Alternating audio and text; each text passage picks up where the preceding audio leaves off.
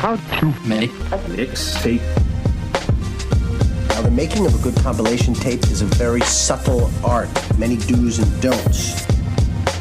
First of all, you're using someone else's poetry to express how you feel. This is a delicate thing. You gotta kick it off with a killer, grab attention. Then you gotta take it up a notch. But you don't want to blow your wad, so then you gotta cool it off a notch. And there are a lot of rules. Got my cup of coffee. What are you talking about tired? What time did you wake up? 9:30. What are you, 11? Who wakes I have not What been adult sleeping. wakes up at 9:30? It's not Well, the I Casper.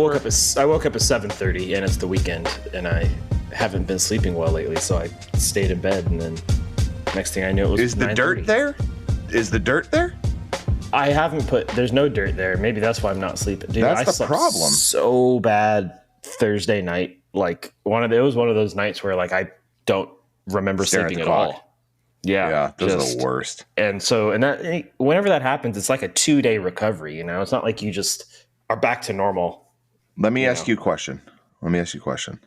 Would you rather have a terrible night sleeping Thursday night, or would you rather have gone to see the Rolling Stones?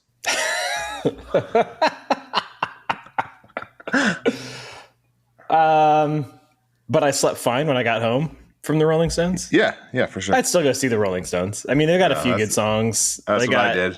I can drink. Did you?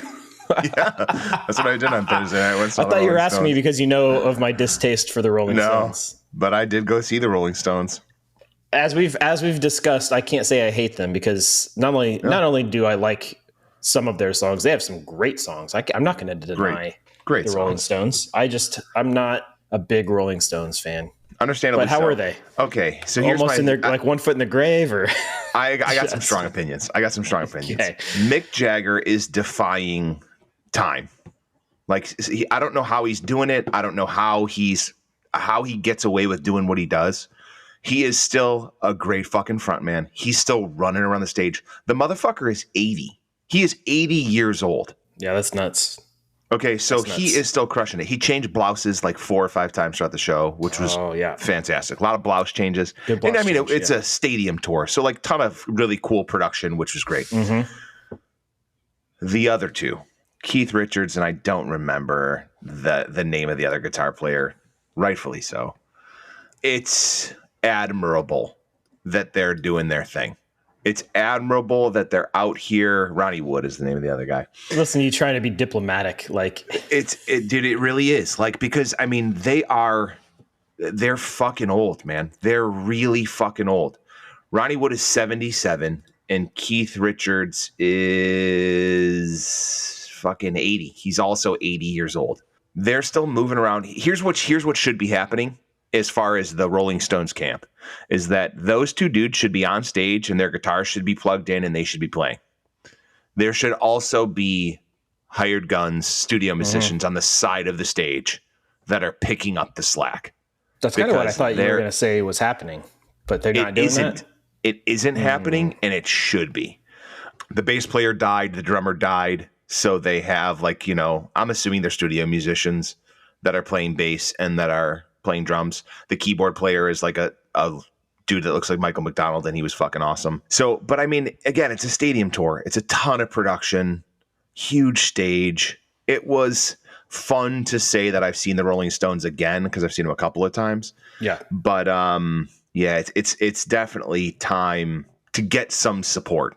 Yeah, nobody would think anything of it either. Nobody, not even a little bit. You don't even have to put them on the stage. Put them off to the side. Dude, I've seen Chicago multiple times, and they're down to like 2 original band members. But as a percentage of the band, that's low. I mean, they had like 10 people in that band. You know what I mean? Right. Like, shit, they might be down to 1 original. Oh, I've seen them twice. I saw Earth, Wind, and Fire once. Earth, Wind, and Fire only has 1 original member, and that's a big band. So you're talking like you're not even Earth, Wind, and Fire. You're just Earth. A dude. There is no more wind and fire.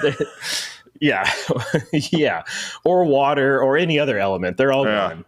But but nobody cared because it's like, well, yeah, most of these guys are dead or can't play anymore, and we're still watching an original member play these great songs. Nobody would judge them. Yeah, I wouldn't. I would have actually appreciated it a little bit, because there were times where it was like, there were some senior moments, where it's like, you know what? You're watching it happen. It's like, God, these dudes are at risk of like a fall risk at any given moment, like, and again, like, they're doing it. They're still playing the music to the best of their ability. But like, to have a couple of younger dudes on the side of the stage that were kind of picking up the slack of where things were falling off, let them play their solos, which, we'll call them solos. That's fine. Let them do their thing.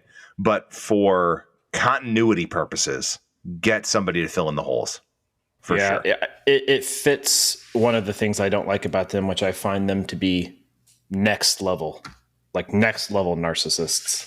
Yeah. Which most rock musicians are, or especially from of that like level. But man, I find them to be like next level. What's crazy is like you're because I've played music, it's distracting to me to see like them kind of struggle to get through it.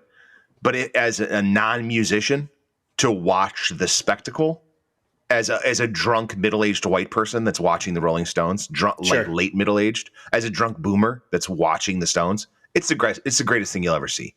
Because like again, Mick Jagger, whereas he does suck, he's a hell of a front man, and he fucking crushes it. Yeah, like I said, I'd go see him. I don't know. I would be very limited in what I would pay if I would pay anything. But if somebody wanted to take me to a Rolling Stones show, I'm going to go. Yeah. I mean, I hate on them, but like I had Rolling Stones albums growing up. I listened to the Rolling Stones. They have a great catalog. I just like, and I get bummed because of all the bands to become like, they're like elite level, right? Like absolute, like there's very, very few bands that are where they are. And I feel like there are way more deserving bands to be at that level. If they were like at the level of like a Boston or even higher than, I don't know, like a Creedence. I don't know. But I'd be like, yeah, that's right. That feels right. Like they're great. They've got to listen to their great songs that just typically, for the most part, just rip off a bunch of blues musicians. But so do half those other bands from back then. Like whatever. But they're so big that I'm like, I don't really see how you can compare these guys to the Beatles. And that's always the conversation. They're playing Soldier Field twice. Well, of course they're playing 2 days. One of the biggest bands in history. Crazy. It's crazy. Do you think if Led Zeppelin was still playing, that they would still be garnering that level? Like I try to think who else is in that level. Like the Beatles for sure. Yeah, like who else if they were still together? That genre of music that's still.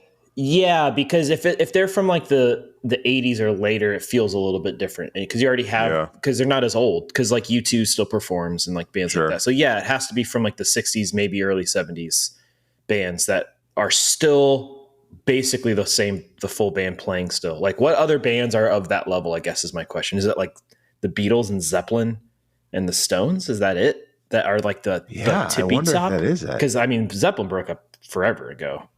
Well, I mean, I think we talked about it in Tim's episode where like music it's like if you think about when they were relevant versus what it takes to be relevant now. Yeah. I could make a Stones album in my bedroom today. For sure. Whereas in the past, like, so I wonder what, like, again, if you think of the audience that's going to see the Stones right now, of course, like, I was not the youngest person there, but I was in the lower youngest percentile of audience members, So like, I wonder if it's just that they're those tried and trues, but like back to what you said, maybe the Doors. Yeah. I guess they were just Pink Floyd lived. They did, Yeah. There's like 10, that probably fall into that bucket of like, they were the 10 biggest bands of the 60s maybe. And none of them were able to continue and the Stones did. Yep. It's crazy. Yeah, it is crazy. This is far too much Stones talk to start the episode. Well, what did you look at Doug's sequencing? What did you think? It's good. It's fine. It's fine. It's good. Fine. I have no major complaints. Like nothing is dramatically out of order. I would have moved a couple things around, but there's nothing where it's like, oh, this is wrong. I do find it funny when he's not the first guest to have been very sure that they already knew what the opener was going to be because they were sure they were picking the opener, and then it's not the opener. He put the Outcast song right in the middle, right? Fifth. Yeah. He was really proud of that one too. Look, I have no qualms with it either because these are all great barbecue songs. Like that's the thing about that type of mixtape is like, as long as it's not like 2 songs in a row that are like really slow tempo or something like that, you're kind of fine. Because that's kind of where that's where Tim struggled. Yeah, these are all just bangers. So it's like, it doesn't really matter. As long as they're kind of jumbled, you're good. Yeah. Well, there you go. Good. This is a great fucking mixtape. This is this will be a frequently listened to fun mixtape. Yeah, it will be. And Doug, that's about as high of praise as you can get from Donnie on your sequencing is that it's fine. That's about as good as it gets. Yeah, that's good. Dude, we have our first repeat guest today. 2-timer. 2X. First 2-timer. Yeah. I think we promised them that they would be the first repeat guest too, and we're fulfilling our promise. So that's good. Rightfully so. Super deserving. Fun guest. I'm excited to see. I mean, shit. When did we record that episode? Do we have a date? Long time ago, ages ago. What was it, like 4 months? I don't even remember, dude. That's a good question. I mean, I could look it up, I guess, but I don't remember off the top of my head. Should we ask the listeners? Because it's getting hard. It's not getting harder and harder for us to get guests, but it's getting harder and harder to arrange guests. Do we continue to try and pump out an episode a week? Do we try, and if we don't find a guest, do we just do you and I? Like, are you and I episodes any good? I guess maybe we can create. I think people people really liked the unlucky ones, but that wasn't just because it's you and I think that was a really good idea that you had to do that. I think that's a great way to kind of keep if we want to call them seasons or whatever we want, but like keep everything kind of cyclical. Yeah, I don't know, man. If we were doing this full time, it wouldn't be hard because like we could just spend more time on the scheduling ahead of time. But it's hard to, once you do get somebody to say, yeah, I can do it, then it's like, what day are we going to do it? What time are we going to do it? Right. It doesn't always line up. It proves to be kind of a pain in the butt sometimes. And I can then ask, what? Yeah, go ahead. I can ask in the poll if people care if we always have a guest or not, and we could just, if we have something scheduled and someone kind of backs out, we can just do the 2 of us, which is kind of what happened on this one. We didn't have a commitment from anybody, but we thought we were going to have one and then didn't. And this person, Phil, was able to adjust very last minute, which we very much appreciate. So yeah, it'll be. But yeah, I can ask that in the poll. Yeah, I'm just curious. Like, is it? I mean, obviously the guests. I wouldn't say make it more fun. Yeah, guests make it more fun. Yeah, they do. That's a good chance to intro the podcast here before we bring the guest on. This is How to Make a Mixtape podcast. I'm Roderick. This is Donnie. Hey, we have guests on, or maybe sometimes we're not going to have a guest on, but we have a theme and we make a mixtape on that theme and we have a real good time. And if you have a good time, you should tell your friends about it and make sure you follow it and review it. We're still at 5 stars, which I'm stoked on. Did we get more people? We got a handful more Spotify followers, and I did finally go look at the Apple. We've got a decent chunk of subscribers on Apple Podcasts too. What about YouTube? People watching on YouTube. What about? I think that our YouTube audience is anxiously anticipating a promised video. I think that's part of the problem. So I'm working on the video. What video, Rod? What video are you working on?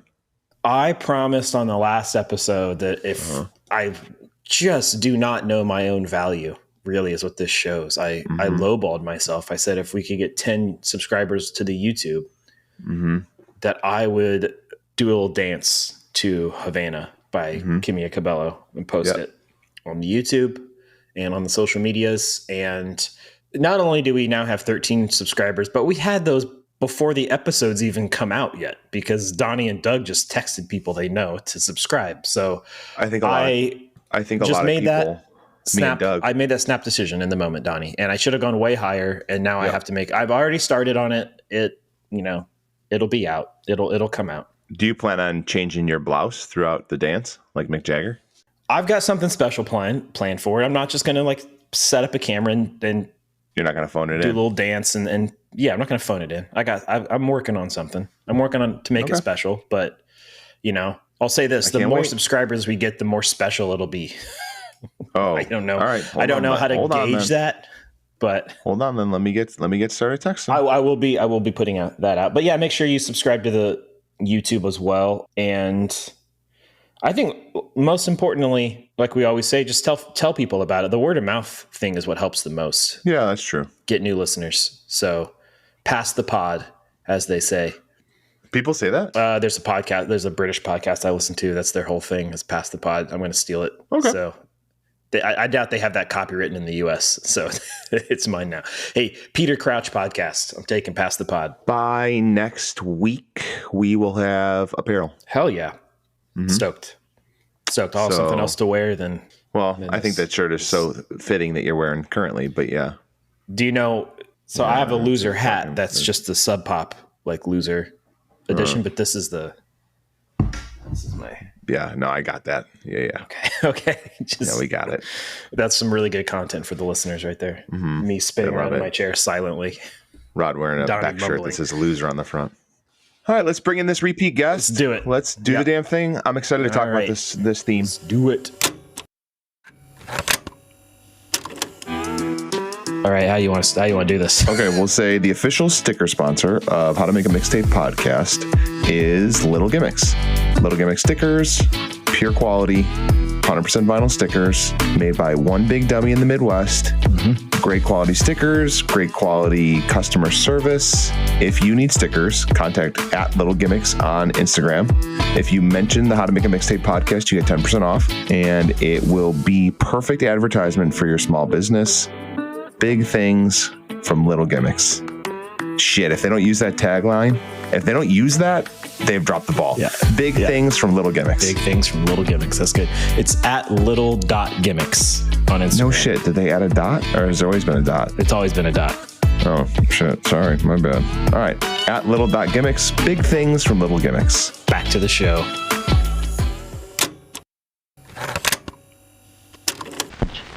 How to make a mixtape. Do you feel confident with your choices? I do. 100. You do? This is my wheelhouse. I'm good. Okay. All right. Well, 2 times guest, first repeat guest. I won't do anything as good as Rod did when he introduced you by saying you were from Buffalo and you liked pop punk. I think it was a really bad intro. So I'm just going to let I'm going to let your credentials and credibility speak for itself, and that you are our first 2 times guest.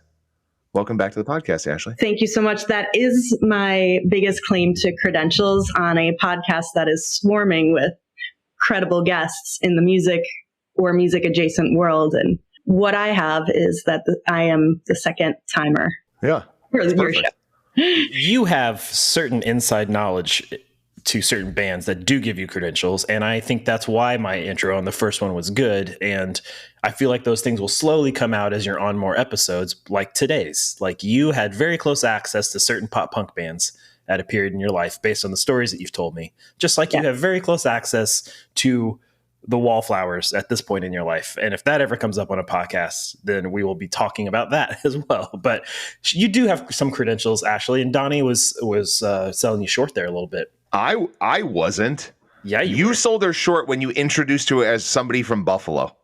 I said she was like the biggest.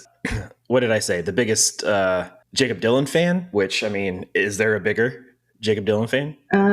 Maybe, there might be a tie for first, but there's no one. Boom. Yeah. So I feel like that. So here's what I think I have on my side. I have math. I have quantity on my side for just the sheer amount of shows that I've been to, Warped Tours, and all of that means that my probability for having some really good tour stories, road stories, is high because of the amount of shows I've been to. So I've got math credential. With that, what is our theme today, Ashley? Oh, we're going to talk about the Warped Tour. We're making our own Warped Tour compilation. It's festival season. It is festival season. And Warped Tour has left all of our lives, unfortunately. You know, I was thinking about this. It's not just that Warped Tour left our lives. That type of tour doesn't exist anymore. A traveling tour. In Chicago, we've got Riot Fest. Traveling tour? Riot Fest travels. To how many cities? Not very many, but it does travel. I think Riot Fest plays in a couple of cities, but you're right. Like the Warped Tour is gone. Yeah. I think like there continues to be rumors that pop up about a resurgence, but so far, no dice. Like if you grew up, you know, I mean, I could go to Lollapalooza because Chicago was close enough for me, but it also wasn't close. It would be a thing for me to go there. So like, and if you grew up in other cities that didn't have big festivals, like it was just Warped Tour, because Warped Tour hit, 20 cities a year or whatever. Like it was just such a smart thing to do, is like take the festivals to the people instead of like expect people to go to Tennessee or whatever, 1995 to 2019 were the years that Warped Tour existed. Wow. Yeah, 25 years. If you go to their website, they have all the posters for every year that lists like the main bands. It's not like every band, but you can see like the all stop bands and stuff, and they have like all the tour posters on there. It's really cool. I think we were lucky enough to go. It was perfect for us, like where our generation falls. We were lucky enough to see Warped Tour in its prime before it got Warped Tour brought to you by Monster Energy Drink and Red Bull, and every sponsorship became, it was, the stages were all sponsored by energy drinks. And, when it was just Vans Warped Tour and like there was a gigantic fucking half pipe, it was a big deal. Yeah. Yeah. I would have loved to have gone to like the 90s Lollapaloozas. Like that would have been cool. Yeah. But this was our generation's version of that. Like we had like this, skate and music BMX, festival that had all kinds of other shit. And it was like every local band was always there trying to sell you their CDs and like playing the Ernie Ball stage, which was a cool fucking thing that they did. Right. Like, did you ever play the Ernie Ball stage, Donnie? We didn't play the Ernie Ball stage. No, I played the Ernie Ball stage. Whoa. Yeah, I missed seeing AFI, who had just put out Sing the Sorrow, and I was like way into them. Like we played at the same time as them. I was so mad. I was like, I'd rather not play. I'd rather not do this. I'd rather go see AFI. There was so much about Warped Tour that was kind of groundbreaking too, like in the way that Kevin Lyman did shit, where it was like, there are no fucking egos on Warped Tour. It is a random draw every fucking stop. And if you are the biggest band or the smallest band, wherever you fall on the schedule, that's when you play, which I think that's so fucking cool. That is cool. And there's that meme or something that's been going around lately where it's like Warped Tour was when it was like, get up and go to a mosh pit at 10:30. Like that's what Warped Tour made you do. Yeah, that's true. It's like, yeah, you could have the hardest band starting. It doesn't matter. It's 10 a.m. Gates are open. Bands are playing. Yep. Yeah. Yep. Oh, that's so great. That's a good point. You don't even think, well, because you were young too. So you were just like, time was irrelevant. It was like, you know what I mean? Like 10 a.m., 10 p.m., you're still somehow have energy. You're still stoked for the next band you're going to see. You're so dehydrated. If you weren't old enough to go by yourself, then your parents are hiding somewhere, just exhausted. Like if you had to go with chaperones, which there was a lot of that too. That was one of my favorite things of Warped Tour, was seeing all the parents walking around. Oh, you don't remember that? There's a lot. Kids. There's a lot of parents, because there's a lot of like 14, 15. Because I would have wanted to go. I never had to go with a chaperone, but my sister did. Like friends' parents took my sister, when she was like 14, probably, when it was like, you can't drive yourself anyway. And two, we think you're too young to go by yourself. But God, those parents were miserable. Just miserable. So hot, so loud, so stinky. Just a bunch of so stinky. This was back before people drank water. So we're all just dehydrated. Full of free monsters. Yeah. So what was your guys' thought process choosing? Because it's a vast catalog of possibilities for this one. Much like last time, I tried to avoid doing some internet research, and I went with my gut. So this is heart picks, Mm-hmm. But then I had to vet it with, am I making this up, or did I really see this band this year? And but when I looked at I Googled bands that played Warped Tour, that was a terrible place to go, because that list was alphabetical and hundreds of bands long. Yeah. So The spreadsheet is intimidating. Yeah. I stuck to bands that I personally saw that had a memorable connection for me in the years that I went. And so even though there's so many bands that I know played there, a few before and a lot after, I just stuck with what I knew. So my Warped Tour years were 1999 was my first year. And then I can't figure out the ender. I think it was or 05 Okay. is my time frame. I did the same thing. I went with bands that I'd seen and were memorable and would be on my kind of like ultimate, if I was putting my own Warped Tour together, these bands would definitely be on there because when I saw them, it was a big deal for me. And so we're thinking the exact same way. Although I will say those comps they put out every year, which was brilliant of them because I would always get the comp. I also discovered a lot of music through those comps because they would put like smaller bands on those. I mean, those would have like 50 songs on them. They'd be like 2 CDs or whatever. Mm-hmm. So I also did discover a lot of music through there, but I did the same thing. My years were 01, I think was my first one. And I went 4 years in a row. So 01 through 05, 1, 2, 3, no, 01 through 04. And then I had another random one later that I can't remember what year it was, but I went with my sister once, like when I was in college. To see Bayside. To probably see Bayside, honestly, yeah. Mm-hmm. And I don't remember what year that was, and I couldn't figure it out. But it was probably like in the 06, 07 range. What was the last year of Warped? He said 2019. 2019. Yeah, I didn't go to any of that last decade. Maybe the latest would have been 2008 at the latest for me. So that whole last decade, I'm out. Okay, there are 8. There are 8 double. I went the same route before we get into this. I went the same route. I picked the bands that I saw at Warped Tour. I picked like the meat of when I went, which like I probably started going in 96. Whoa. Yeah. So like second year. Early adopter. Yeah, I probably went. Well, we had the venue in Tinley Park, right? Like in the city I live in now, we had the venue here. Yeah, that makes sense. Like Chicago would have been one of the first. Yeah. Like, so I grew, remember that. Yeah. But like, and it was a quarter of what we knew of it then. But like the last year I went was like fucking 2017. Like I was going to Warped Tour, not every year, but like I went to like a more recent one, just like here's free tickets, go to Warped Tour. Mm-hmm. And it was crazy to go as an adult. That was gnarly. I wasn't like a dad that brought his kids, but like to see Hatebreed still played. That still happened.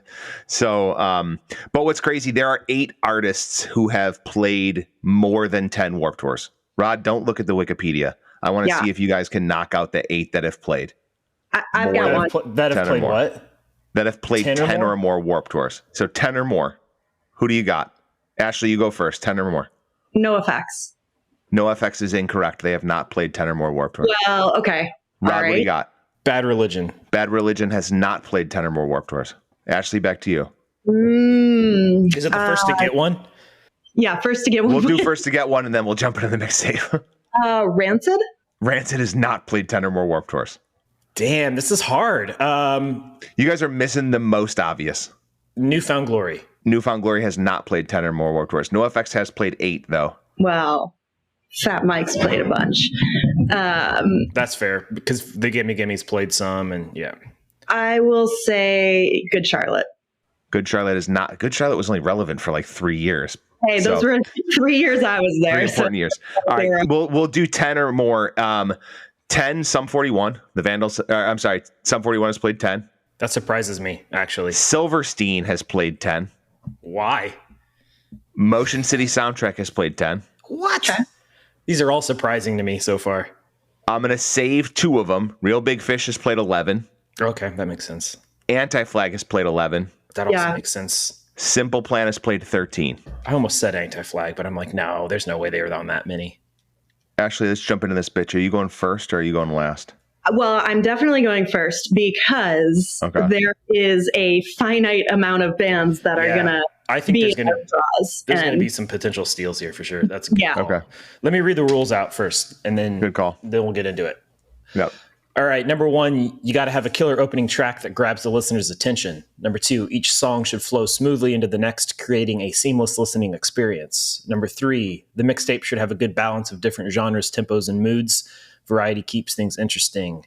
Number 4, the mixtape should tell a story or convey a specific emotion. It should take the listener on a journey. Number 5, it can't be too obvious, but can't be too obscure either, unless that's the theme. Number 6, you can't double up on songs by the same artist. And number 7, the closing track should leave a lasting impression and make the listener crave more. I mean, obviously, we're not going to have a huge diversity in genres on this one, but that's all right, because that's what this mixtape is. All right, Ashley, you're up first. All right.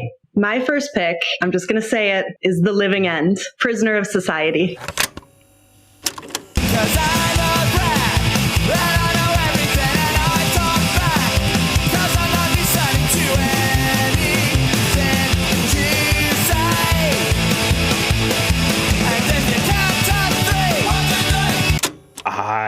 I didn't pick the Living End, but they were in and out of mine, but I'm so happy somebody picked them because they're one of my absolute favorite bands from that era. So good. Same. And so those guys are an Australian punk, I guess, lean rockabilly, right? They're really Stray Cats influenced, and it's a 3-piece band. There's Chris, who's the singer and guitar, and he is a phenomenal guitarist. Just so awesome.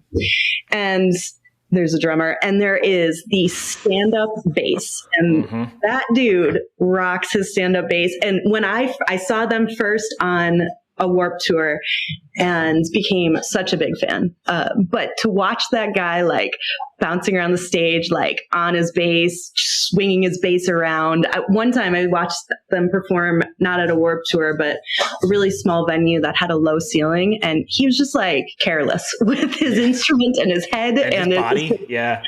One of the best live bands, if not the best live band I've ever seen. Yeah. We talked about this recently, Ashley, because I've actually never seen the Living End.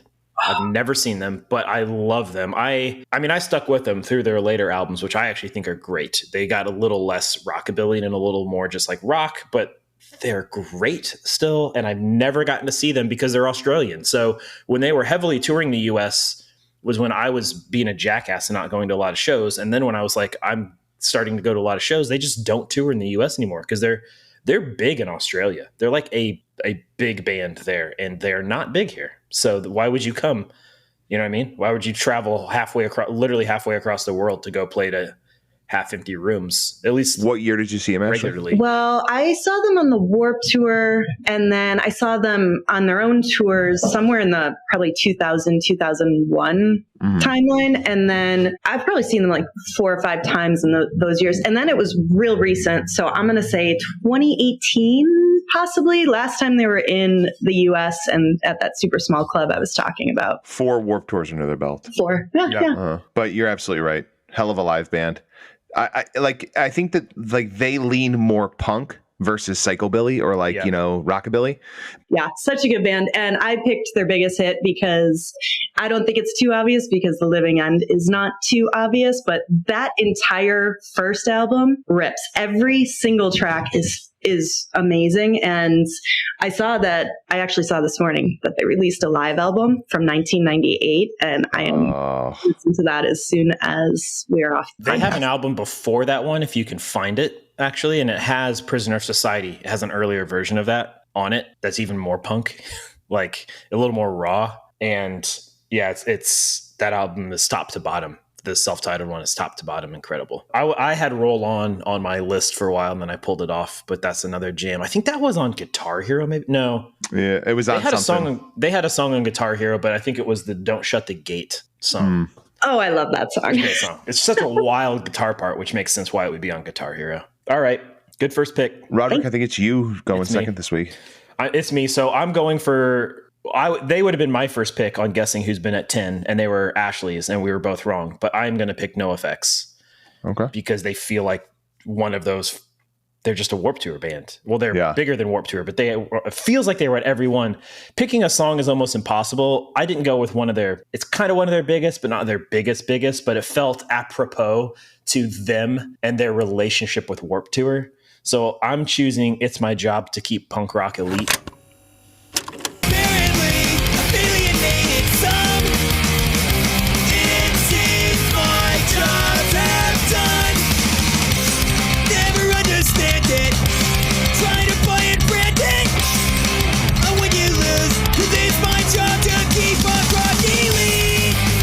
Which is off of So Long and Thanks for All the Shoes, I think. Lots of long titles here, long, stupid titles. But that song's a ripper. It's got that crazy fast double time NoFX thing, just like blistering speed, the snotty attitude, the commentary on what punk is and isn't, and hating corporatization of punk rock, but playing like 8 Vans Warped Tours. Like but admit it, I don't know. They've got a weird relationship with that kind of stuff. And Fat Mike is always talking.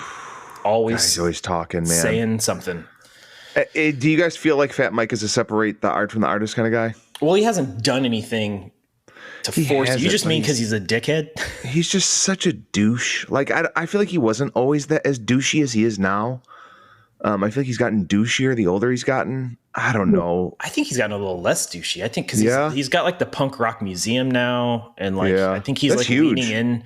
I think he's leaning into like accepting punk for everybody. Like he was one of those punks that was like, on one hand, theologically punk's for everyone, but actually it's not for you posers. You know, like he felt like one of those dudes that was like, oh, punk is for everyone, but not for the elite, or not for the corporate people, or not for the whatever. I don't know. He kind of straddled two arguments a lot, you know? Sure. And I feel like he's actually calmed down a little bit with that, since they're on their final tour right now. Their farewell tour. Like they're done. They're breaking up. I think I knew that.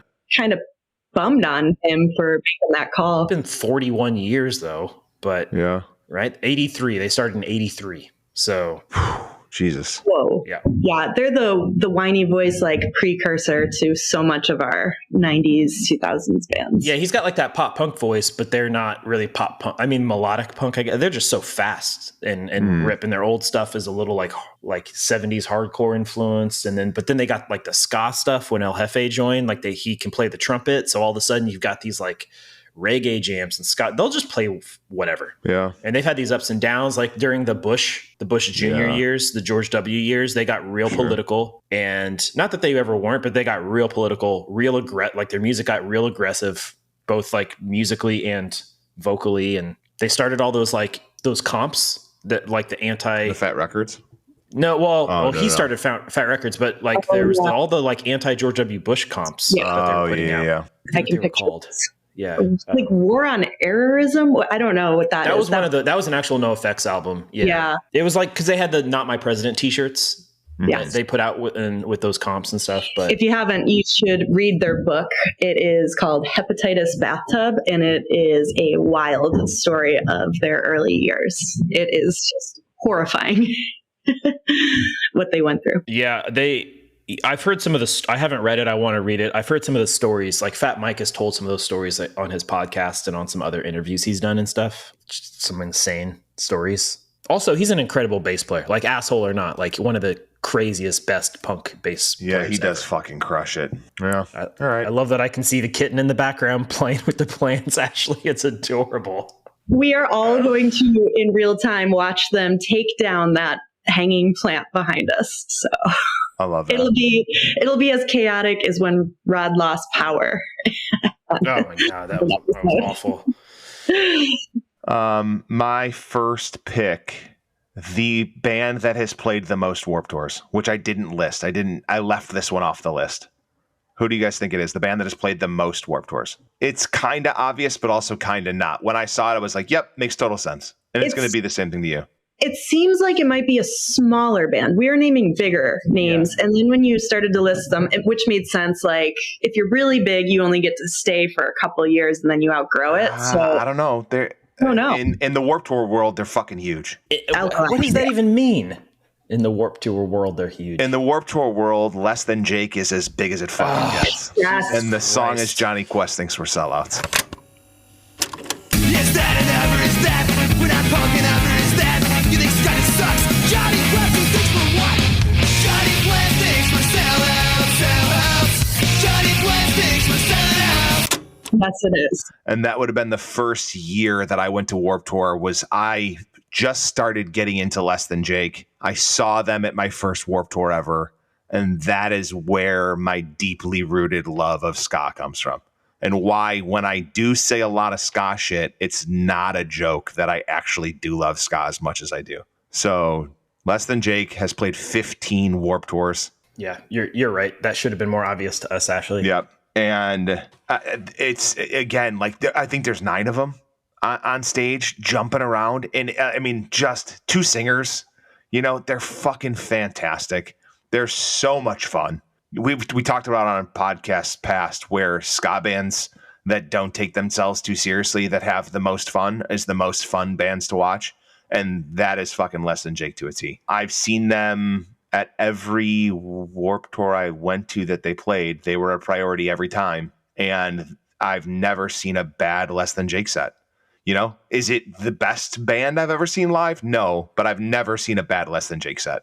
They're crushing it every time. So I think wanted that's to the get them band as I've my seen the first most pick. on Warped Tour too. So I don't know Yeah. why I wasn't thinking of them when you asked. And I had them on my long list. I took them off because if we ever end up doing a ska episode, they're probably going to be one of my picks, but maybe not now. Oh, see, I'm gonna get so don't know. obscure if we do an actual ska episode. I've got a I'm couple gonna obscure ones break too. every rule. It's gonna be 4 Skank and Pickle songs. Well, it can't be, but I Yeah. appreciate that. Yeah. Yeah, you're right. I mean, they're very. We share that, Donnie. Like, I got if you ignore the Offspring and Green Day because they were so like they were just like big fucking bands. Sure. I actually got into punk through ska and punk ska also. Like, I got into underground punk. That like my friends were obsessed with Less Than Jake. That's how I got into that kind of music, was through punk ska. Before I got into the Bad Religions and the Descendants and that stuff, it was Less Than Jake and Goldfinger and all that punk ska stuff that was happening in like the mid late 90s. So I love this band. They're not the best live band, but they're a really fucking fun live band, you know? I think they also have the opposite impression of what you just said about NoFX. Like, they are known as the nice guys. Yeah. Totally. Just a bunch of 9 good guys at all times putting out a good aura. Yeah. Or at least that's the vibe I get. Yeah, like I said, that first album, Losing Streak, was it was probably like my first real, I don't want to say like my first real punk rock ska album, but like probably the first one, like you said, Rod, like not the Green Days, not the Offsprings, like where it's like, okay, this is not a mainstream thing. That album, Losing Streak, was probably my first one. And again, that album, there's the hidden track that's before the album. Do you guys know about that? Dude. Where you yes. rewind the CD. Such a and there's weird like a bunch thing of that you could do talking back then. Yeah. I'm trying to think what other albums did that. There's not a lot. No. That did it before? No, that's Yeah. So if you put the disc in and then you rewind the CD, like not track skip back because it'll just start track 1 over. Right. But if you physically rewind the CD, there's more talking from Harry J. Reynolds that is like more of a story that leads up to, this is Harry J. Reynolds and you're listening to Less Than Jake. Oh. So yeah, you can listen to the story that's before it. So kids who are listening or are thinking, what do you mean rewind a CD? You could both track skip and digitally fast forward or rewind CDs too. Sometimes they were different buttons. Sometimes it was just the track skip button that you had to hold down to fast forward or rewind. But they could program the CD track 1 to start at a certain point, but still have music before it. And there's a few albums that do that. And I don't remember off the top of my head others, but there's a few of them. And you'd have to rewind it to hear the... What does that look like now on Spotify? Because with the hidden track at the end, they still just keep it as is. It's just not on there. Yeah. Wow. Yeah. Yeah, I just saw, the sample. It's like also a thing that punk bands need to start doing again is sampling old movies and shit.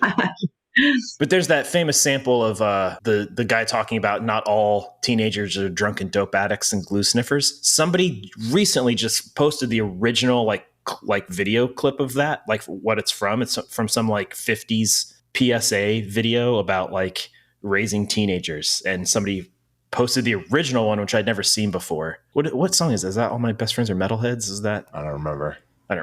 Like, if you think about this brand's imprint overall, I mean, the drummer went on and started Fueled by Ramen, and like, if you look at the Fueled by Ramen bands and like the branch off of that, I mean, it's fucking massive. Yep.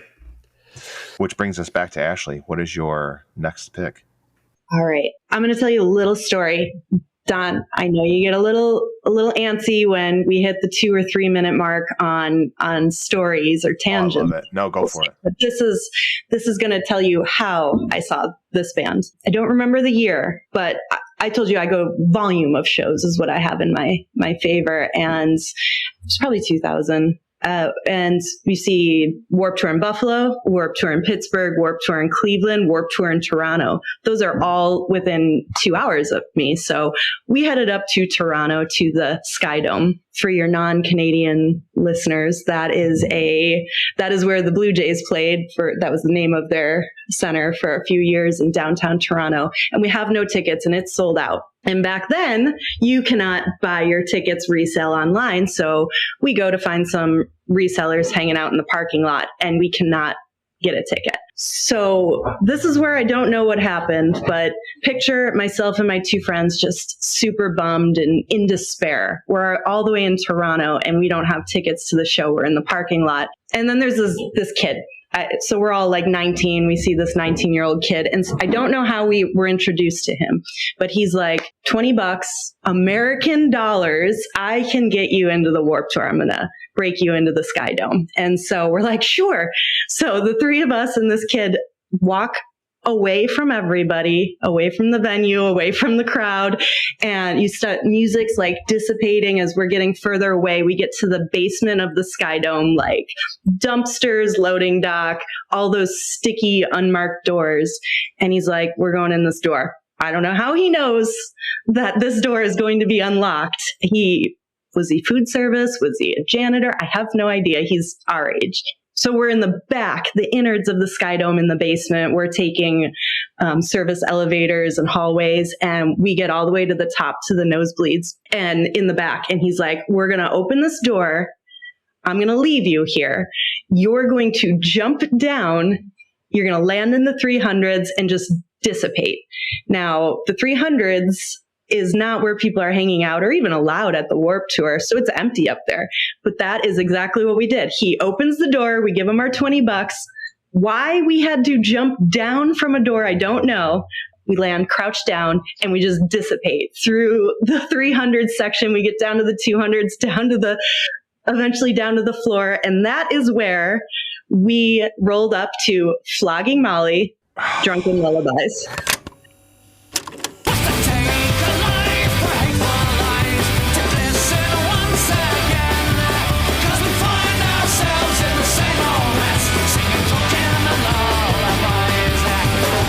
They are my honorable mention. I got hell yeah. I had them in mind too. God, so good. Flogging Molly's awesome. They're so much fun. And I don't remember too much about that show other than how we got there. And they were the first band where we were like, get into the crowd and just hide. And we already loved that band at that time. They belong on a compilation. That's my opinion of Flogging Molly.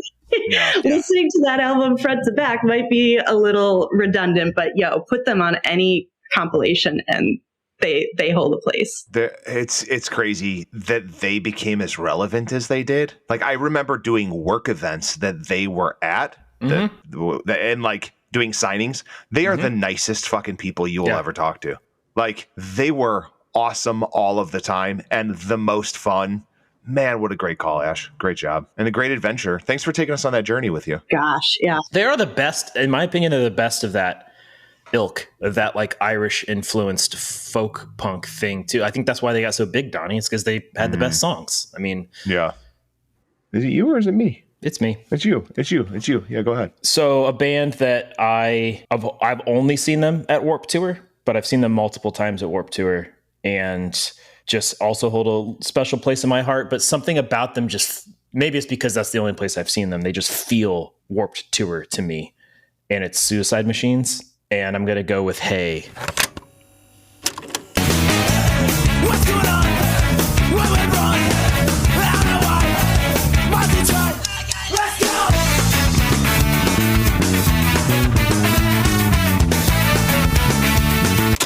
Gonna go with Hey. Not gonna go New Girl because it doesn't feel Warped Tour enough. But did you guys ever see Suicide Machines? Were you guys ever into them? I mean, I obviously know New Girl from every Tony Hawk Pro Skater that it's on, but like, I mean, I've listened to enough Suicide Machines, but I never saw them. Yeah, I probably know them from the compilations, and that's probably my biggest.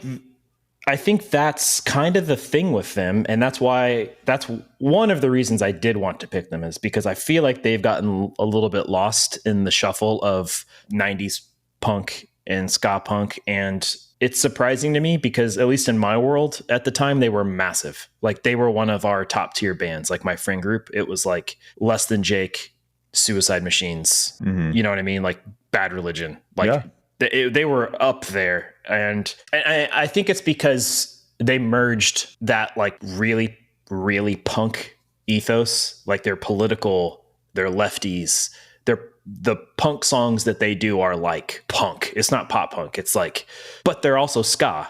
right? And they also have song like they literally have a song on their self-titled called Vans, and it's all about how you should wear Vans and not Doc Martens, and how are all these punks wearing Doc Martens? Like, what are you doing? Like, you should be wearing Vans. I almost picked that just because it's Vans Warped Tour, but I'm like, no, it's a little on the nose. So they don't fully take themselves seriously, but they're actually not one of those ska bands, Donnie, that's like, look how fun we are. We're just gonna have fun. It's like, no, we're punk. They're pretty serious. We just also like ska. And if you're going to go to our shows, you're going to probably get hit in the face. And I kind of liked that. I liked both. I liked that I could see Less Than Jake and everybody's having a good time. And I liked that I could go see Suicide Machines and people are leaving that pit bloody to a ska band. Yeah. I'm like, this is rad. And they've kind of just dissipated in that. Like, people don't talk about it anymore. And I think it's a shame. They were on Tony Hawk. A couple of them, I think. And they actually got less and less ska as I listened to them over the years. Maybe their later albums went back to it, but they put out a couple albums that weren't really ska at all. But their self-titled, which is the very Vans Warped Tour era, is a really good mix of punk and ska. And this song is a really good representation of that. It starts with like a kind of like a metal breakdown, but with horns, and then it goes ska. And I'm like, this gets me right off the get.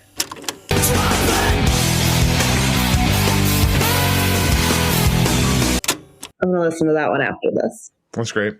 Good call. They're a big punk rock footprint. You know, you can't see a punk rock vest without a Suicide Machines patch on it. All right, Donnie. All right. Year's 2000. It's, believe it or not, it's summertime and it's hot as shit. And Davey Havok is walking around the parking lot with a black umbrella with a fleet of little goth girls following him around. Yeah, he is. And the song is The Day of the Phoenix.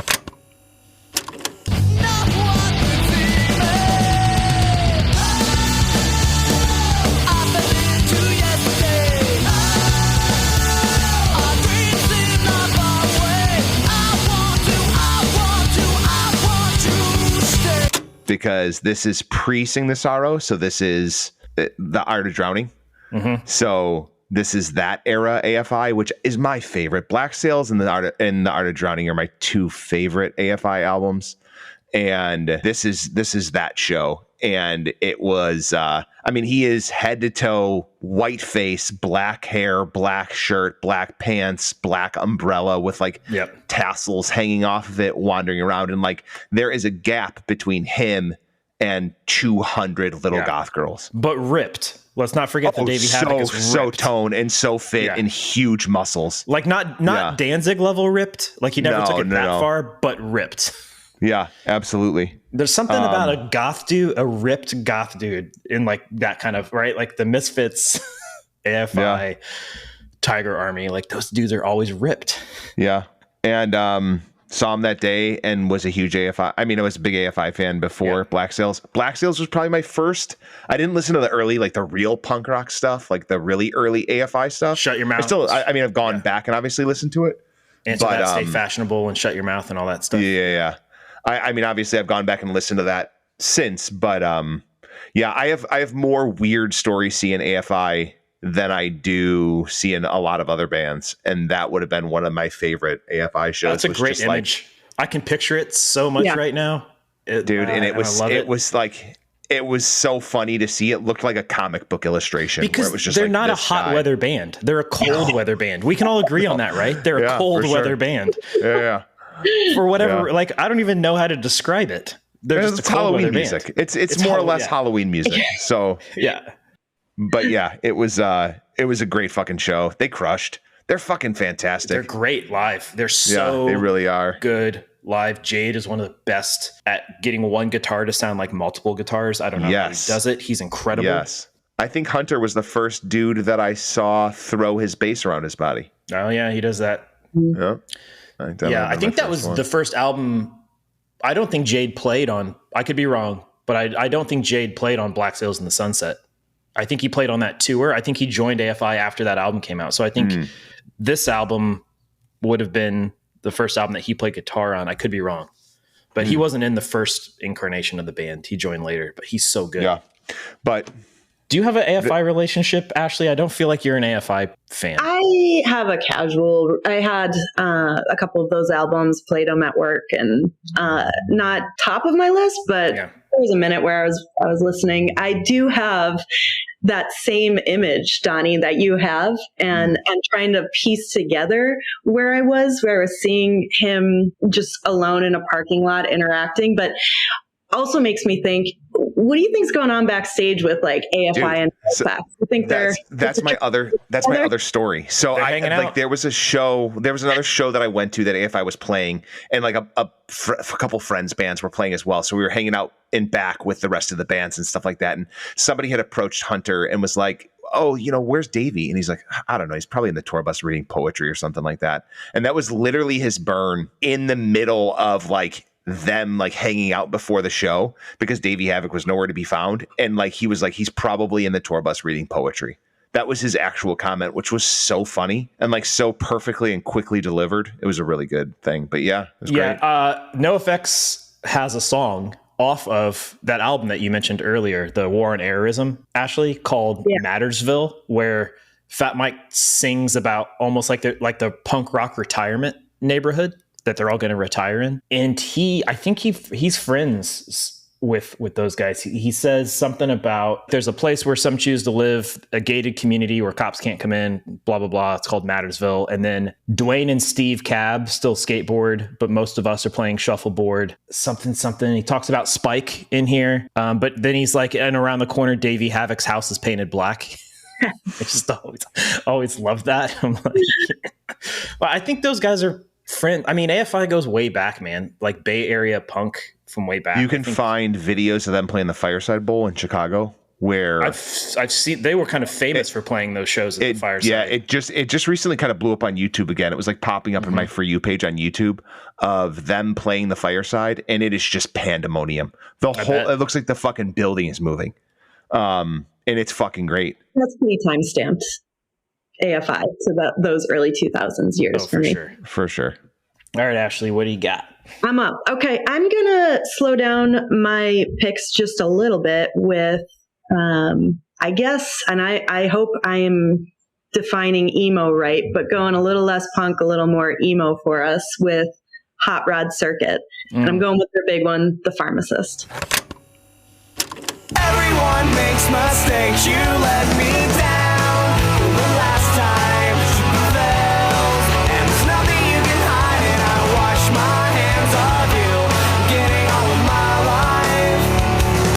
I love Hot Rod Circuit. So to me, those guys that album was so good. And I feel like they're underrated. I actually recently saw them maybe a year ago opening for Taking Back Sunday. And everybody was like, that opening band crushed. Like, I don't really know that band, but every single song they just played was outstanding. And this is, 20, 25 years later. So they're pretty awesome group with a couple of good albums in there. I think I don't want to speak for everybody, but I obviously knew them as a Vagrant band. And so they were on every Vagrant comp, and that was where I started to listen to Hot Rod Circuit and Hey Mercedes and the New Amsterdams and No Motive. Exactly. So that's where I first remember listening to Hot Rod Circuit is there. But you're absolutely right. It's crazy to think about them as a Warped Tour band. Did you saw them at Warped Tour, Ash, right? On a Warped Tour, and then that spawned me to become a bigger fan. But yeah, I don't know what year that was. It was the 2000 year. Sure. Well, that album came out in 2002. So it would have been after that probably, or that year. That album came out that late? Wow, that's surprising, actually. Yeah. They had Iron Bomb on that earlier album was really good. So listen to this. The year that album came out, so Sorry About Tomorrow is the album we're talking about. They opened for the following bands on various tours that summer: Dashboard Confessional, Saves the Day, Newfound Glory, Good Charlotte, Less Than Jake, MXPX. Wow. I would have gone to every single one of those shows. Yeah. That opener. All of them. Yeah. That's a very recognizable album cover. Sorry About Tomorrow. Like that. I feel like I've seen that album cover in every Hot Topic listening station that I was in 2003. But I feel like they were huge. And again, like I said, I mean, they were a quintessential Vagrant band for sure. They're funny too. So I lived in Connecticut for a long time, and they're from like Mississippi or Alabama, somewhere deep south. And when they went to go make it big, they were like, we're going to go to New York, but we can't make it in New York. Let's go to, just a little bit down the road to New Haven, Connecticut. And what they didn't realize is it's not right down the road. New Haven is, pretty far trek for you from New York City. And they were like, fuck it. We'll put down our roots anyways. And they became a New Haven, Connecticut And they're band. known as a Connecticut band now. Yeah. So Donnie, I don't know if we've talked about it on this podcast, but there's the Washed Up Emo podcast, which the guy who runs that podcast is the guy who started Is This Band Emo.com, which we've definitely talked about on this podcast. He's like the gatekeeper of what is emo, but they had, I can't remember if it was the singer or somebody else from Hot Rod Circuit. I listened to that episode and he tells the story. He tells the story of how like they went from it's Alabama to Connecticut. And you just told it perfectly. Actually, that's exactly it. It's like they wanted to move to New York, but they ended up in Connecticut. There's some connection with somebody's girlfriend, I think, had Connecticut connection. So that was like a they were like, oh, we can just do that. That's easy. Thinking it was right by New York, to your point, not knowing. Because they're from Alabama. Nobody knows the Northeast geography unless they're from the Northeast, I feel. Yeah. I don't. I'm not even sure that the places that you're naming are actually in the Northeast, but I'll believe you guys. Just a little town with a little school called Yale University. Yeah. There we go. No biggie. Well, listeners who are into emo, which I think we have a lot, if you haven't listened to Hot Rod Circuit, you should, because that was like peak second wave emo stuff right there. Good stuff. Yeah. Good call. Great song, Ash. Thank you. Roderick. So this is my one that I have a little bit of an intro story on. So 2000, I believe it was 2001. I saw my last band, Suicide Machines. So in Indy, they play at a pavilion, like a standard pavilion venue, but behind the pavilion is just field. So the Warped Tour would set two big stages up back there, two main stages right next to each other. And there would be some bands in the pavilion. Like I saw Reggie and the Full Effect in there and like Valiant Thor and like that level of band, like inside, which was nice because you could get some shade. Love Reggie. They had the two main stages were right next to each other. Did they do that at other Warped Tours, or like it probably depended on the layout of where they were? Yeah. For me, they weren't side by side. They were across the venue. So you were constantly walking back and forth. So this one was side by side. So what you got was they would alternate the main acts on the two main stages, right? So while one band's playing, you have the crowd lining up for the next band, right? And they would stagger them, I would assume, to try to like have different audiences. But watching the Suicide Machines, audience is lining up for the other band on the stage to the right, which is a band I wanted to see too. That's why they're about to be on my list. But very different type of music. And at the end of Suicide Machines set, they ended with just a fucking like mosh banger, and everybody's going crazy, and then like they kind of go into like an instrumental like interlude, and the dude's talking, thanking everybody, is like, and for the end of this song, we're gonna get back into it. I want everybody to fucking charge those assholes over there who decided to just stand and wait for the Ataris to play and not come watch us instead. And everybody fucking did it. It was like a battlefield in a movie, right? Of like just this charging crowd going after the other ones. Oh my God. And I'm in my mind, I'm like conflicted because I'm like, but I would have been one of those guys because I want to see the Ataris, but this is fun. Let's do this. So we all sprint at the crowd for the Ataris. But the Ataris are a Warped Tour band to me as well. They're quasi-local band to me too. They're from Anderson, Indiana. They got famous in California, but then moved back to Indiana again. I think that's where he lives now. But yeah, San Dimas High School football rules. Searching for a high school that you know doesn't exist. These are the things that make me free. I feel like I'm stuck in a stand by me. This night was too good to be true. It's got to be. Song choice too. Great fucking song choice.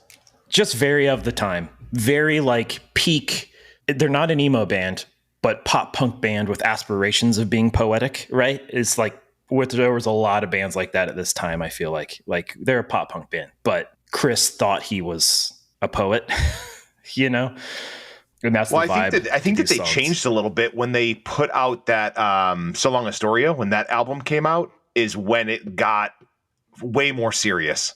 Yeah, Like, even there's an album in between even. So like when they put out End Is Forever, they started to get a little more like emotional. So that's what came out after Blue Skies Broken Hearts. Yeah. Was End Is Forever. And then So Long a Story, it just went even further that direction. That's the one that had Boys of Summer on it and In This Diary and that stuff.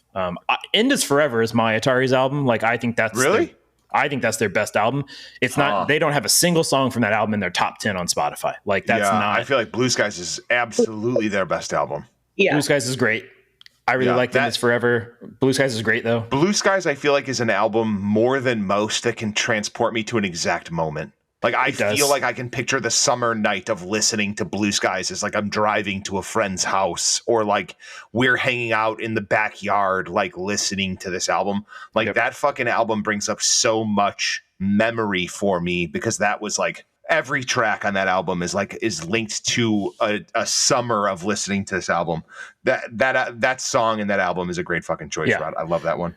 Chris, speaking of Fat Mike thing, Chris is kind of known as a dickhead too. I mean, he can't keep members in that band because he's such an asshole. Like he's gone through every Indiana musician. Like he would hire musicians from Indiana a lot because that's where he's got this hometown pride thing. Even though they moved to like LA to get big and it worked, he's burned through. Like I've known many people who have played in the Ataris for a stint and then just they quit because he's a dick. He played in Bloomington, or the Ataris played in Bloomington when I was in college, and I did the poster for the show because I had a relationship with that venue. I would design their posters, and I was really proud of it. It was like this. It was Chris as like a marionette puppet. Just because of, I don't know, show posters don't mean anything. They're just to look cool. And I killed it. I made Chris as like a marionette puppet and said the Ataris and stuff. He got so mad because he thought I was calling him like a puppet or something. Like he legit got mad at me and was like tearing the posters down at the show. Like that's who this guy is. Do you still have that artwork? Yeah. I want to post that on the Instagram. When I say I'm going to post something on the Instagram and I don't, you never do. I'm going to actually post this on the Instagram, and I'm going to tag the Ataris. Yeah. This is the moment when Chris from the Ataris tried to fight Rod. Yeah. From the podcast. Love it. Yeah. I'm actually going to post that one. Sweet. That's a cool story. Well, it's a bummer of a story. It's a bummer of a story. Yeah. But I was proud of it. I don't care. I'm proud of you for doing it, Rod. Well, thanks, buddy. I appreciate that. Yeah. Ataris, it does scream Warped Tour. When you said it, I flashed to Cleveland. I can picture the show that I was at, watching them up front, just having a blast. Mm-hmm. All right, Donnie, what do you got? I'm up. The rowdiest, like I said, you saw Hatebreed in every Warped Tour that you went to, but I'll say even a more rowdy crowd than Hatebreed at Warped Tour in 1999 was Pennywise. Mm-hmm. And it was Brohem. While you were here, the fun was never ending. Last a minute was only the beginning. Cadillac called and never did one for you.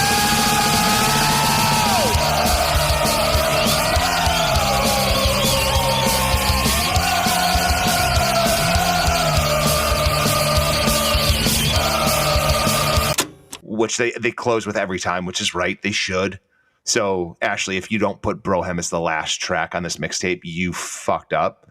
But it was the security guards had just given up in terms of stopping people from getting on stage and jumping off. Like there was nothing they could do, and the crowd was just insane. And I wonder if it's the craziest crowd I've ever been in. It might be. But it was the right crazy crowd. Everybody was out to have a good time. Nobody was out to hurt each other. Everybody was out to have fun. But just what a great fucking live band. Have you guys seen Pennywise live? Once at Warped Tour. Well, Donnie, I have seen Pennywise several times. I have also, not at Warped Tour, been on the stage for Brohem. Yeah. When they call everybody up that they kind of know from the show. Yeah. And Fletcher's just, running around wildly with no regard for all of us on the stage. Right. Yeah. So, oh God, it's so really good. Live show. Just such a fucking great band. There's not a whole lot to go into depth this term as Pennywise. If you listen to Pennywise, you loved them. If you didn't, you missed out. And again, like I said, probably the rowdiest crowd I've ever been in was Warped Tour 99 with Pennywise. And everybody was there to have a good time. Nobody was out to hurt each other. Everybody was out to have fun. and dance and run around. And it was one of my favorite Warped Tour moments that I have up to this date. Been around forever too, right? Like that first album of theirs, was it 91, which is this one? Or did they have something before that even?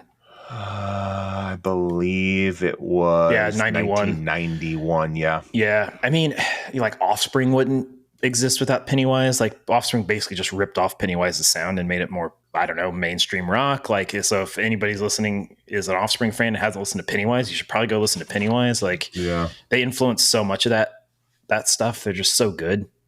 Were they on the list of 10 Warped Tours? I don't think they were. Oh yeah, no, they were. Yeah, they were.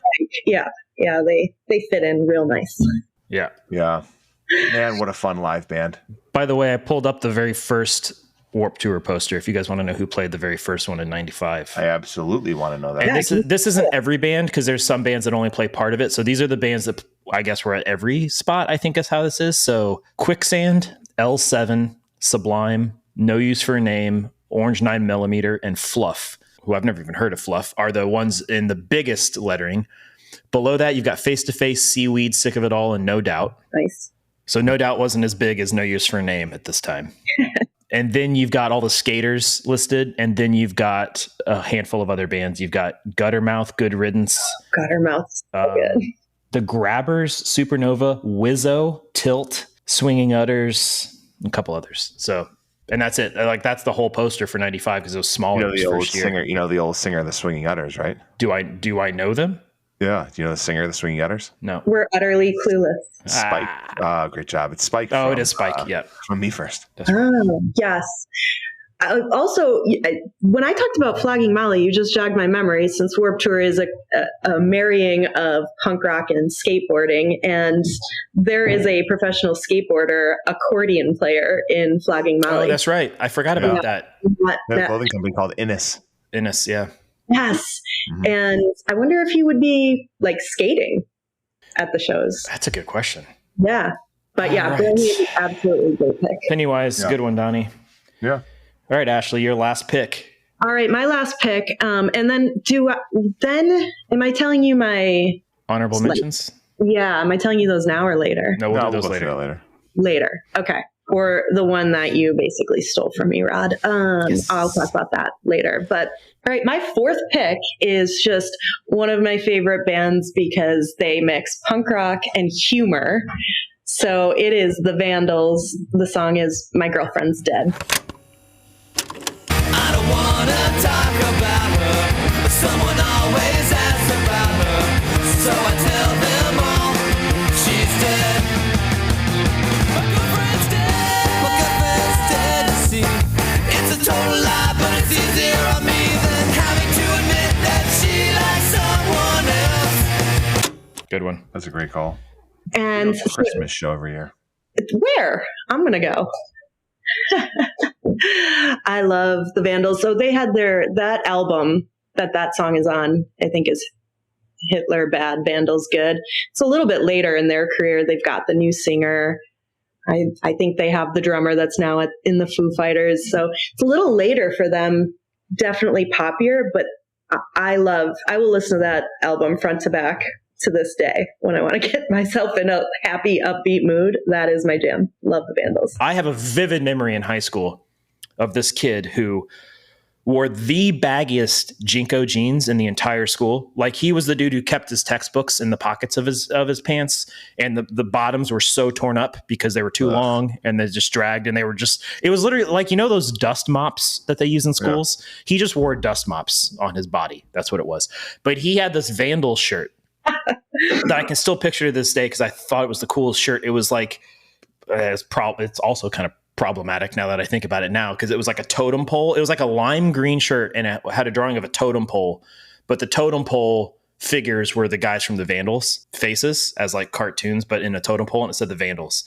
And it was always weird to me that this Vandals fan wore Jinkos. First off, that didn't seem to track for me, but whatever, fair enough. But that was the coolest shirt. And I remember he got up in study hall one day. He got in trouble for talking in study hall, got up. He had that Vandal shirt on. I still remember it. He walked up to the teacher who was running study hall. He took the textbook that he had and he chucked it against the wall right next to the teacher's head. And it made the loudest sound ever. it reverberated across the cafeteria, and he just walked out of the cafeteria. And I remember thinking, like, this kid's fucking is awesome. this kid cool or is this kid fucking crazy? Like, do I have to be worried about this guy? Yes, you do. And so that's another Vandals story for you that has nothing to do with the Vandals. But Yeah, well, that guy who rocked that Vandal shirt also grew up to be a really great, politically sound human. probably. Yeah. All right. It's you, Roderick. Me? All right. I'm going to go MXPX. And I'm not going to choose the song I really want to choose because they have a song that just feels like it encapsulates what Vans Warped Tour was, and that's Responsibility. Responsibility, what's that? Responsibility, not quite yet. Responsibility, what's that? I don't wanna think about it. We be better off without it. I like to learn, and I like to stay the way. Oh, Yeah, for sure. Is It the has song to you be wanted to choose Chick Magnet? No, I don't like Chick Magnet, okay. man. That can it. No, I You call yourself a bass player and you don't like Chick Magnet? dude, it's every bass player hates Chick Magnet because people just want you to play Chick Magnet. Like, Yeah, it's because it's a great fucking bass line. not really. It's fine. They have way better bass lines. But I was going to do Under Lock and Key. I think Slowly Going the Way of the Buffalo is their masterpiece in my opinion. But Responsibility, it just fits what the Warped Tour is. It's just that like young fuck responsibility, like really on the nose. with it. Like, and they're just so like, you know, there wouldn't be Good Charlotte and Newfound Glory and bands like that if it wasn't for MXPX, which means there wouldn't be this new generation of pop punk bands if it wasn't for MXPX. So they need to get some due. He is playing bass in Goldfinger now. Yeah. And MXPX is still doing their thing. They're And still putting out MXPX is albums. still doing stuff. Yeah, for sure.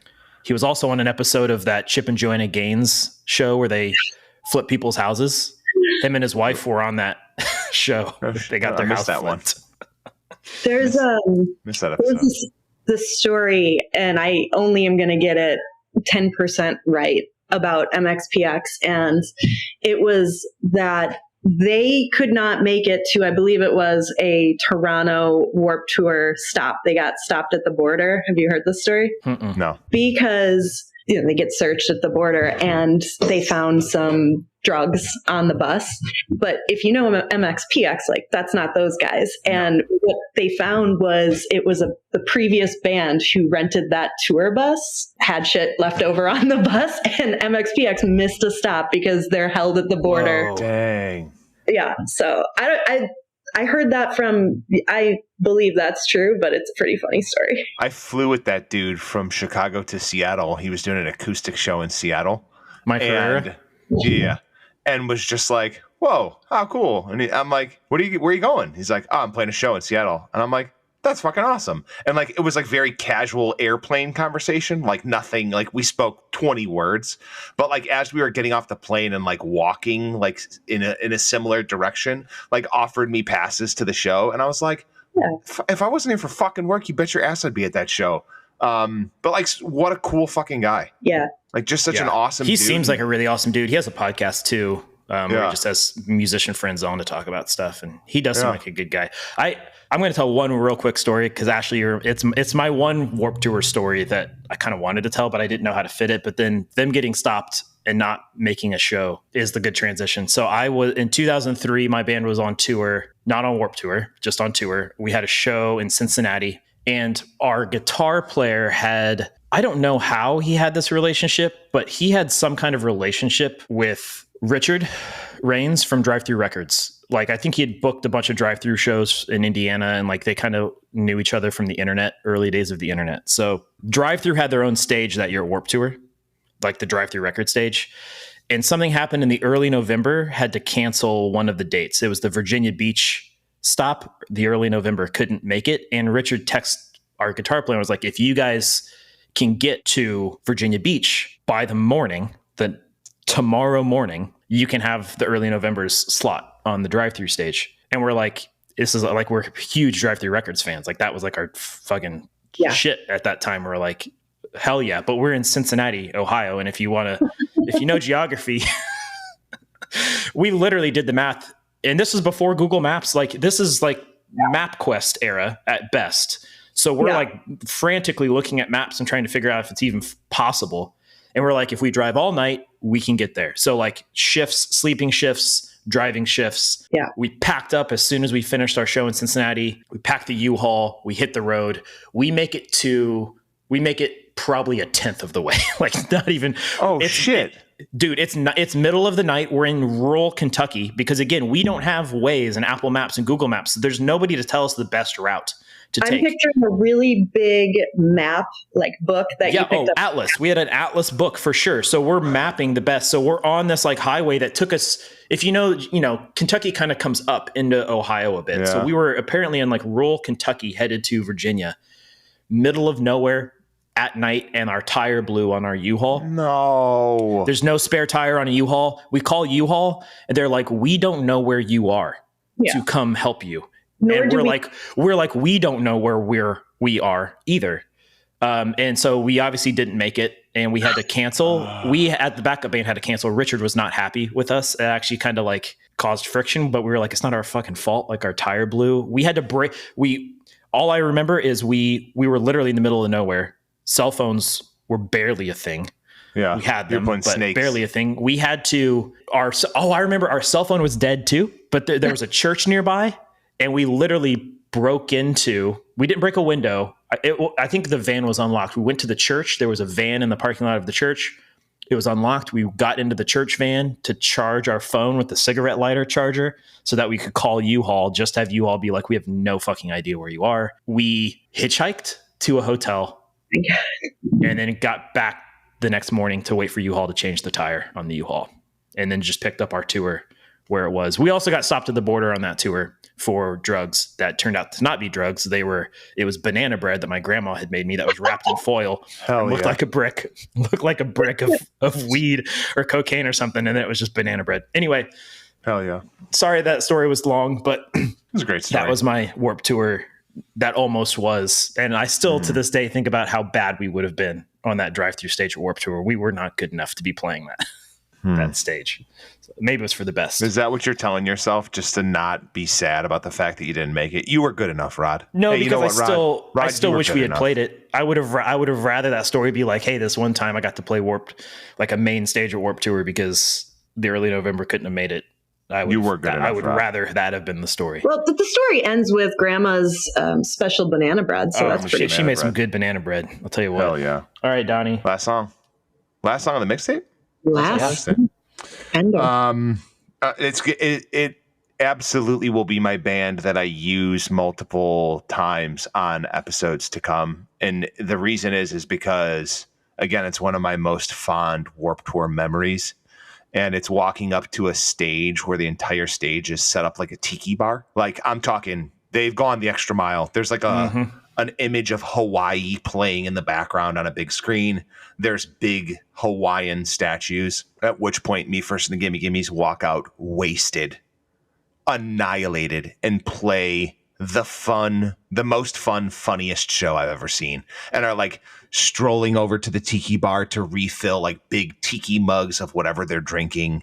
Okay. And I think Spike's wearing a straw skirt and a Hawaiian shirt, and like they just are having the best time, and in turn we had the best time. So it's going to be Rocket Man is the song I'm going to pick.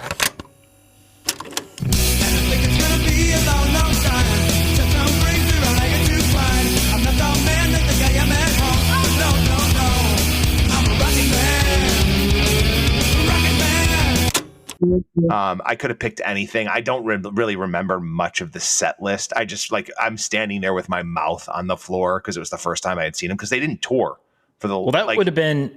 Didn't they, when they did shows, they dressed in the theme of the last album? Like you just saw them and they had the Mexican stuff because they just put out the quinceañera. Yeah. So Have a Ball came out in 97 and that's where they're wearing all the tiki shirts and stuff. So was this 97 or 98? No, it might have been like 2001's Warped Tour, because they didn't play. Like when they released Have a Ball, they didn't play any shows for a long time. They didn't tour for it. Gotcha. So they were just leaning into the fact that it's summer and they wanted to drink tiki drinks. And fair enough. Dude, it was so good. God, that was one of the funniest shows I've ever seen, of like a music show.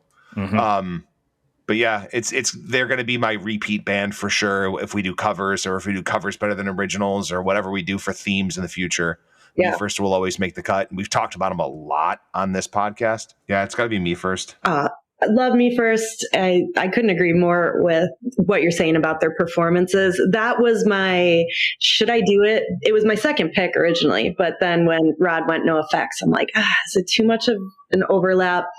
My song would have been Blowing in the Wind, because It's a good one. just how obviously it's Bob Dylan, but how that song starts, it just kicks off some fun. Yeah, when they're trying to figure out what the note is, how. Yeah, it's fantastic.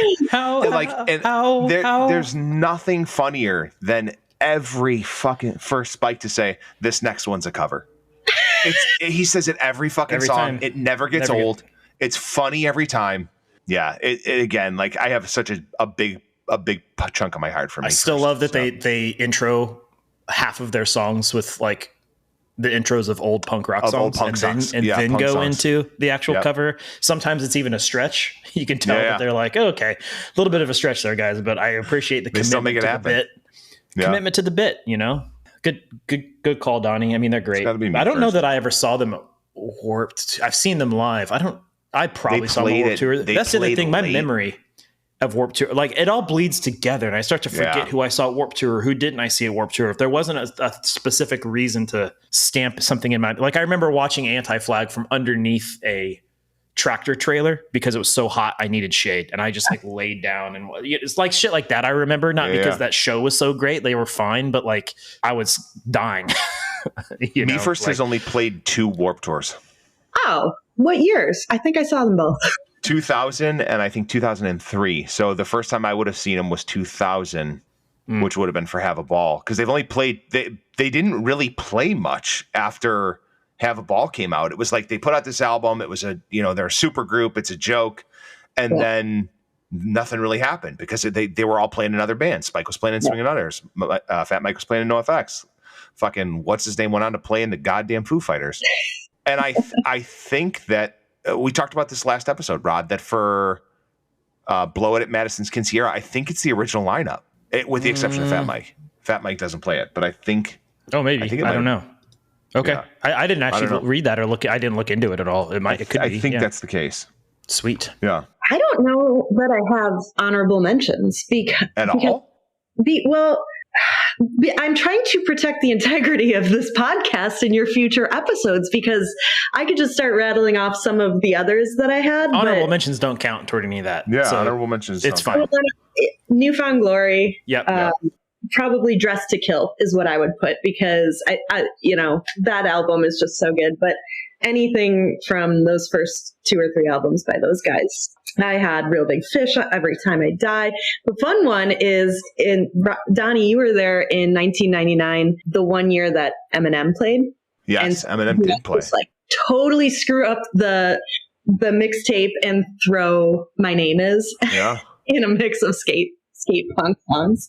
Yeah, that is the one thing that we didn't have, is like Warped Tour would do that, right? Or like they would have Eminem, or they would have Ice-T, or they would have... Have you watched that documentary, the Warped Tour documentary? Yep. I can't remember what it's called, where Mike Posner was touring with Warped Tour that year, and he was a huge fucking joke, and like he had a big ego and an attitude about it all.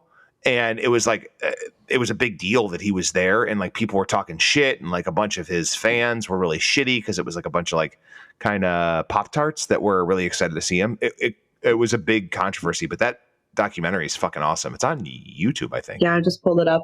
Check that out. You should definitely watch that. It's really, really good. Rod, what are your honorable mentions? Yeah, I've got a few I'll throw out here. So Bouncing Souls, I feel like they played a ton of different Warped Tours.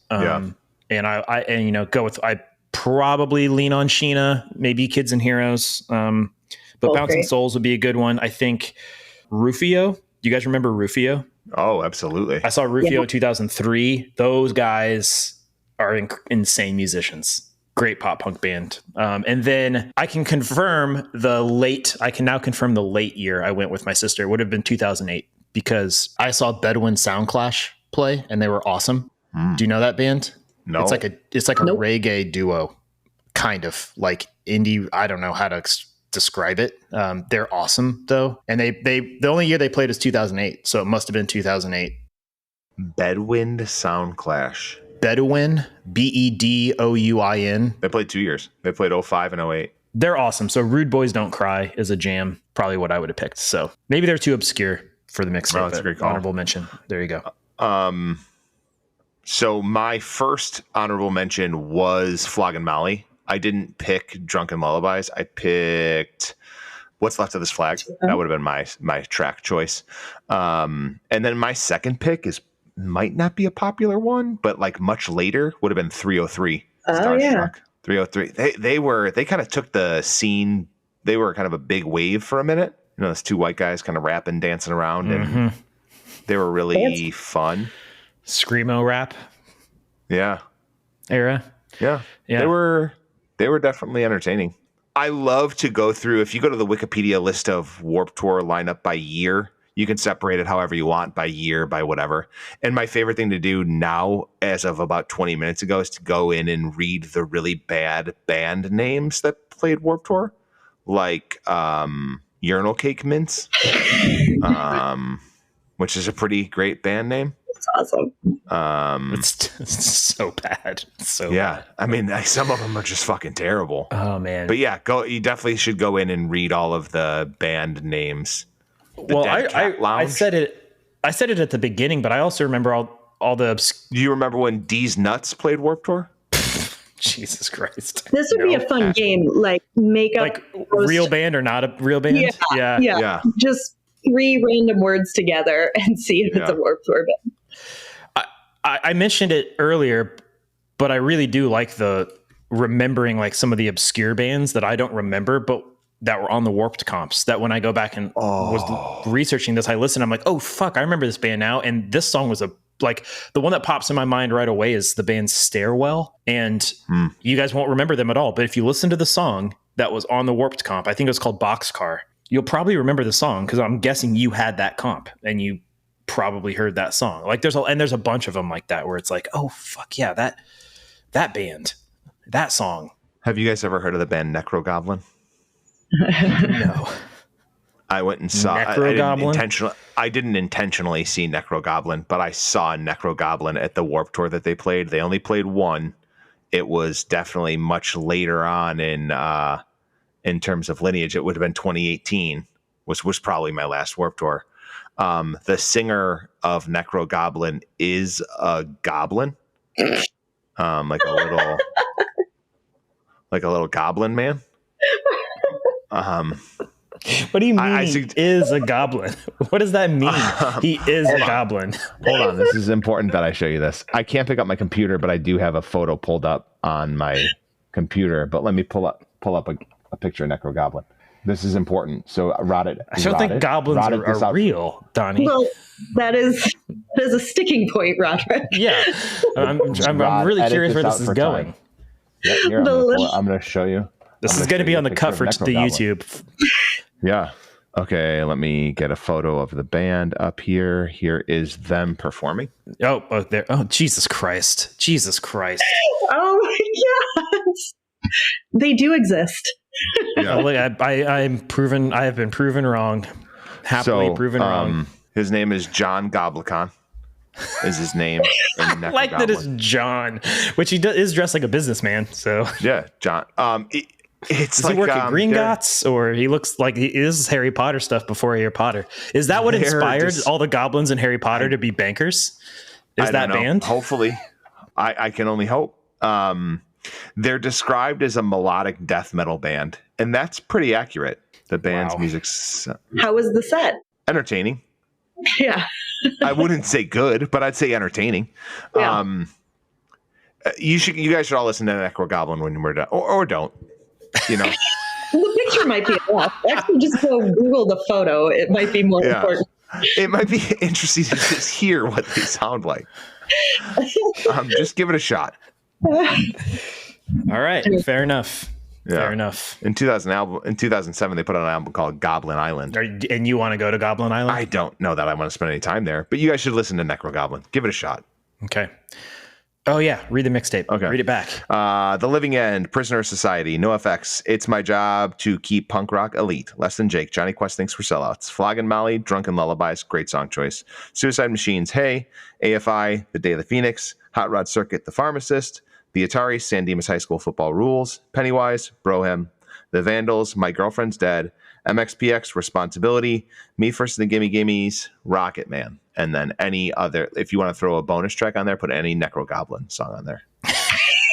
That is absolutely going to be the cover of that. It's a bonus track. Actually, it's a bonus track that plays before you have to the rewind first song. to. Yeah, you have to rewind to.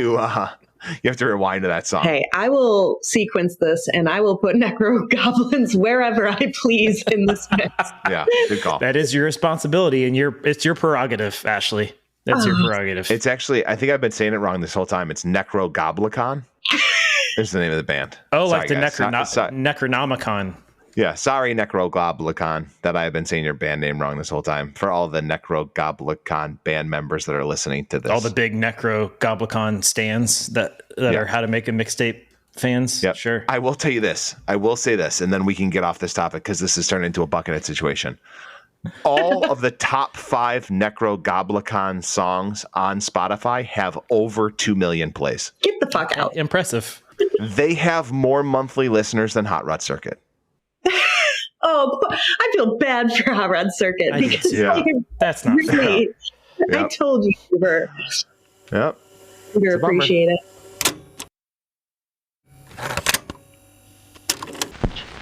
How to make a mixtape.